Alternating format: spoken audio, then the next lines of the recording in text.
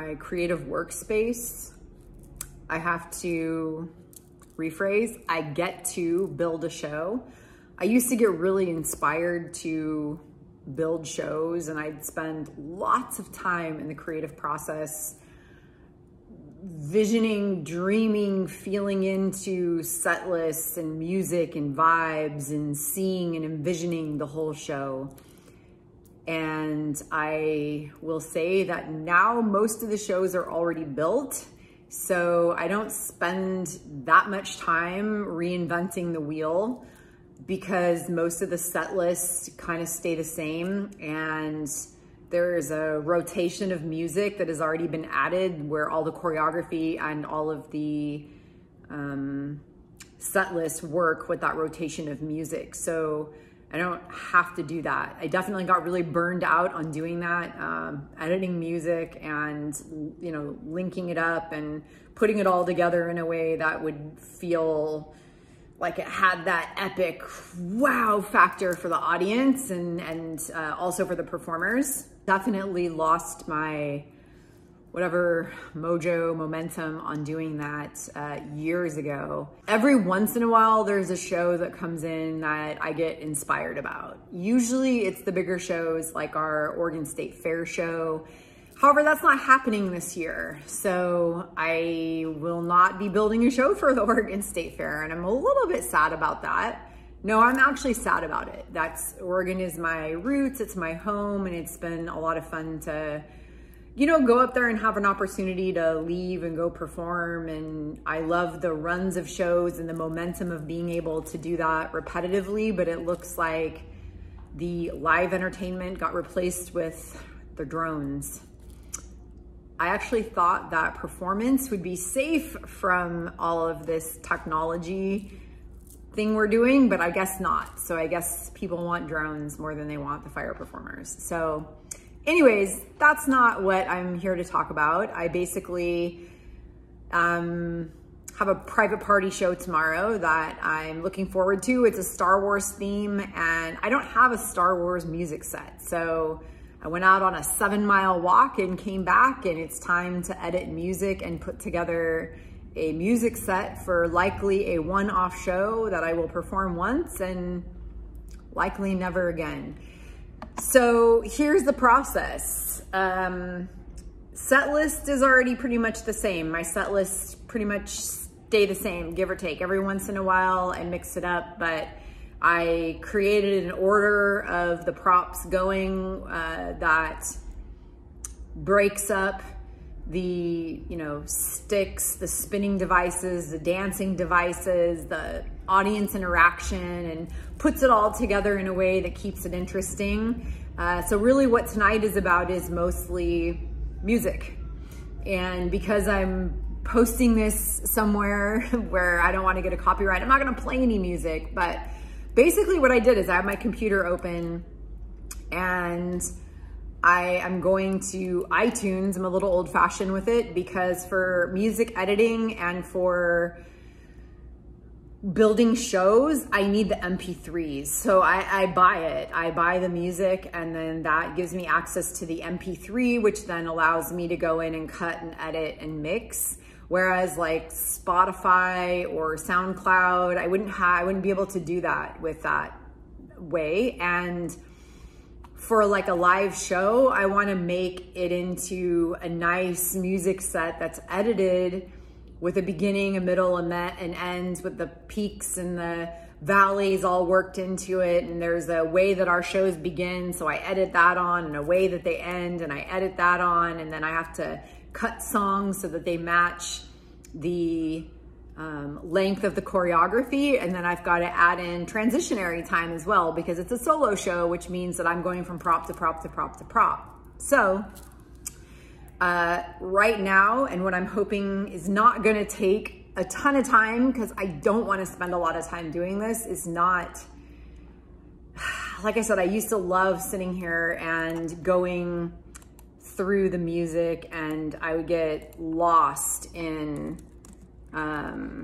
the music, just listening to all this different music. And sometimes the music would inspire shows. In fact, very often the music would inspire shows. I'd hear something obscure and unique, and it would create a vibe and a feeling, and then it'd provoke a vision, and an entire elaborate show would unfold from there. But there's really a purpose to this, and this is to make a set that feels good to dance to, that the audience is gonna like, that has a Star Wars vibe to it. And that's not necessarily me using music from the show Star Wars or from the movie Star Wars. It's more like, because I do it sort of as a kind of an abstract storyline, the music needs to take people on an adventure or a journey that gives them the sense afterwards that they've experienced something that feels like Star Wars. So that's my goal, and to do that. And so that means that I start with searching in iTunes Star Wars. And of course, that's gonna come up with all of the music from the movies, right? And you know, I'll sort it a couple of different ways and start listening to it, and I'll spend a lot of time listening to different music. I'm also looking for music that has certain lengths, because I know the choreography lengths for all the different songs. So I try to find stuff that's close to a length that I'm looking for. Like for instance, the Poi routine is 3 minutes and 16 seconds. So I look for music that's close to that, so that I don't have to do a lot of editing, because it makes it a lot easier. You know, the fan routine is 3.5 minutes, so I look for something that's around that in length. My snakes is, you know, 1:20 to 1:30. So I look for something that's around 1.5 minutes. And so that's kind of where I start, is looking at what comes up under the theme, and I look for the different lengths, and then I start listening to the music, and then I'll piece together this way. And sometimes it also includes me going in and looking at some images. So right now I've got my iTunes opened, and now I'm going to open up my Google search platform, and I'm going to, it's taking a minute. I was hoping that as I said it would come up, but it's running a little slow. But as it opens up, the next thing that I'm gonna do, yes, I'm super familiar with Star Wars. I grew up watching the movies and love the movies, but because I'm visual and I like to see that visual representation, I am going to Google search Star Wars, and I'm going to pull up images just to start to kind of pull in that energy, right? So it's like, I think there's something called method acting, and I feel like I'm like a method performer. I don't know if that's the right terminology, but it's like I start to surround myself and get into the vibe of it. And meanwhile, I'm also thinking about my costuming, and I already started thinking about that. And I'm not going all out where I'm going to make a whole elaborate costume. Like I said, this is a private party one-off show, and it's important, but I'm not spending money on costuming, and I'm gonna work with what I have.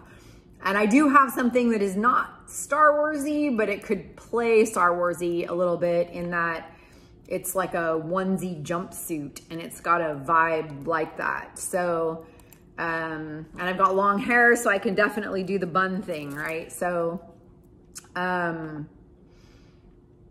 yeah, and I've got like a face jewel that goes like this, so I can do that as well. And so yeah, so I'm looking at images right now, and you know, there's lots of different options here, but I know that, you know, some of these are in like off-white costumes, kind of that sandy off-white color, but I am going to do black because it's fire. But I actually, as I'm thinking about it, I do have something that actually would work, that I might actually use, that is the cream and gold. That's what I'm gonna do. I'm gonna do the cream and gold, because the first image I'm seeing is, this is from a newer Star Wars. I'm not sure which newer Star Wars, but it's definitely the newer Star Wars, and it's definitely cream and gold. And I do have an ensemble that would work for that. So that is what I am going to do. Okay, so now that I have this up, I've got the images, I'm looking through images, I'm kind of pulling in the vibe and feeling into it a little bit. And then I'm gonna go back over to the music, and I got the music pulled up. I'm gonna sort it by time and look at what the smaller clips are. And then from this point on, it really is listening to music, and that is what will happen, because my main goal is to get the music set edited. And I want to have it edited in, I want to say an hour, but that would be almost like a miracle. It sometimes takes me 4, 5, 6 hours to do this, but I really don't want to spend that much time. So I'll check back in. It's 9:50 p.m. Let's see how long this takes. Tapping in when I'm done with the music set, and I'll let you know how it goes. Adios.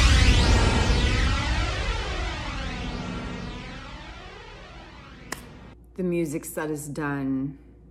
It is currently 5:10 in the morning. It took from 9:50 p.m. until 5:10. Just to give you an idea of how long it took to build a set, and that was working on it consistently.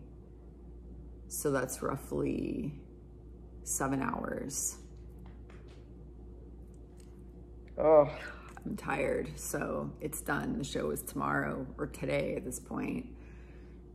I'm happy with the set, but that is how long it takes to select music, to edit the music, to cut the music, and to organize just the musical component of a show.